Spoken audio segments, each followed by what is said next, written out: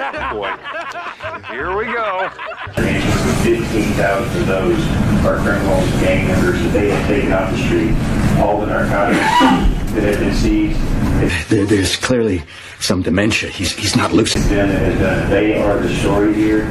They're the ones that need the backup and the support. We talk about the extra manpower. 90% of the time, I have no idea what the I'm talking about. We talk about the extra force multipliers, technology, infrastructure, equipment. It all goes to them to help make sure they do their job as well as can be done. And why are you the way that you are? like you and I talked about, sir, to make sure they make it home safe at the end of their shift. He's a very strange young man. He's an idiot. It's amazing. It's a lack of technology. Cartels and cartels up in the sky. Why can't we all just not get along? Yes, sir. By far. And particularly here in the RGD, we're the leading sector with the detection of drugs.